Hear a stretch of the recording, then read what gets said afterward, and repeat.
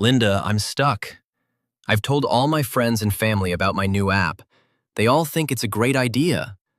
But now, when I sit down to actually work on it, I feel nothing. No energy, no excitement. What's wrong with me?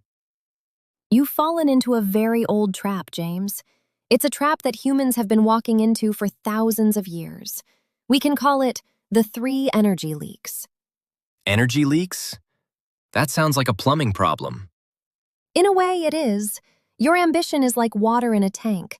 You need that pressure to build something. But you've got three big holes in your tank. Let's look at the first one. The first thing you must avoid is sharing your plans before you have results. But why? People say, share your goals so people can hold you accountable. Actually, science and history say the opposite. When you tell someone, I'm going to run a marathon, or I'm starting a business, and they say, wow, that's amazing, your brain gets a fake reward. It feels like you've already won. So my brain thinks the job is done because people cheered for me? Exactly. You've spent the fuel of your excitement on talking instead of doing. Think about the old story of the milkmaid and her pail. A young girl was carrying a pail of milk on her head. She started dreaming, I'll sell this milk, buy eggs, hatch chickens, sell the chickens, and buy a beautiful silk dress. She got so excited thinking about the dress that she started dancing. The pail fell, the milk spilled, and she had nothing. She was living in the future, wasn't she? Yes, she counted her chickens before they hatched.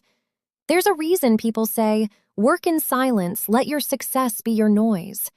When you keep your idea inside, the pressure builds.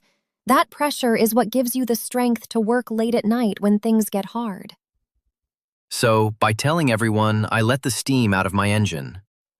Precisely.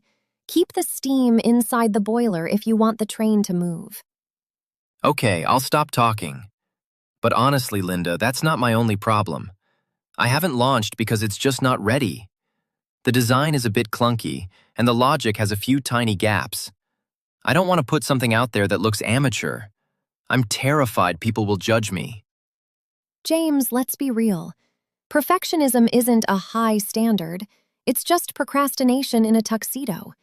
It's a shield you use to protect yourself from the whispering crowd you're so afraid of. A shield? I thought I was just being thorough. No, you're being safe. If you never launch, nobody can tell you your idea sucks. If the project stays in your head, it's always perfect. But the moment it hits reality, it becomes human, flawed, and open to criticism. You're choosing a perfect ghost over a flawed reality. But won't people laugh if it's not 100% polished? Here's the hater truth. People will judge you regardless, but they can only judge someone who actually did something. The people whispering on the sidelines are usually the ones who never stepped onto the field.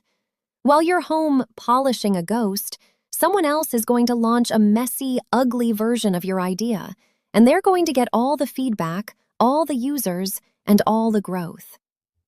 So, I'm basically waiting for a train that doesn't exist because I don't like the color of the seats. Exactly. You're waiting for version 10 without ever releasing version 0.1. Perfection is a wall, not a goal. It stops progress dead in its tracks. In the real world, done is better than perfect. The hard truth.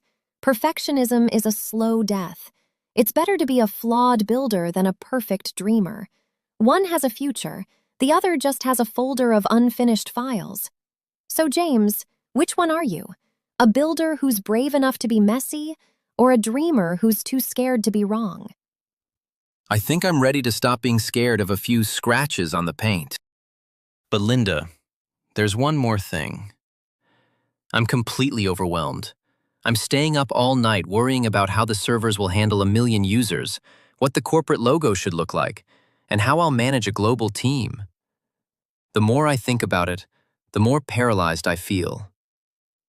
James, you're suffering from the CEO syndrome. You're trying to pick out a PhD program before you've even finished kindergarten. You're trying to eat the entire elephant in one single bite. But shouldn't I be a visionary? Shouldn't I look at the big picture? There's a difference between having a vision and boiling the ocean. Your mistake is trying to solve year 5 problems on day 1. You're designing a Swiss Army knife that can cook, clean, and predict the weather, but right now, you haven't even found a piece of wood to cut. Ouch. That hits home. But why do I keep doing it? Because of fake complexity. It's a trick your brain plays. We create these massive, complicated plans because they make us feel important and busy. But honestly, it's just a high-level form of procrastination. You're obsessing over the global empire so you don't have to face the boring, difficult reality of writing the first line of code. So, instead of building a castle, what should I do? Build a single, solid brick. Don't try to chase 10 rabbits at once, or you'll just end up with 2 muddy shoes and no dinner. The rule is simple. Strip the plan down until there is only one tiny, unavoidable task left for tomorrow morning. The hard truth. Stop trying to save the world when you haven't even cleared your desk. Simplicity isn't just a style, it's the only way to actually get moving. So, James, are you going to keep playing CEO in your head? Or are you going to go home and lay that first brick? I'm putting the CEO on leave. I've got a brick to lay. I've been a noisy planner. I've been counting my chickens, trying to be the perfect hare, and grabbing too many nuts from the jar. Don't feel bad, James. Everyone does it. But the greats, the people like Noah or the great inventors, they knew a secret. They knew that silence is a battery. Every time you don't brag, you charge your battery. Every time you don't complain about it being imperfect, you charge your battery.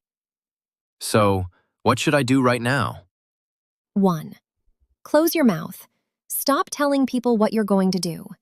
2. Lower your bar. Don't try to be a genius today. Just be a tortoise and do one small, okay task. 3. Pick one nut. Forget the big mountain. What is the one thing you can finish in the next hour? I'm going to go home and write just one page of code. I'm not going to post it on social media. I'm not going to call my mom. I'm just going to do it. Now you're learning.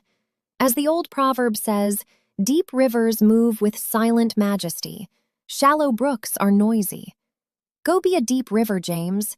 And you, my listener, remember, don't count your chickens. Talking about success before it happens drains your motivation. The tortoise wins. Consistency is better than perfection. Don't be afraid to start small and ugly. One nut at a time. Don't let a big plan paralyze you. Focus on the very next step.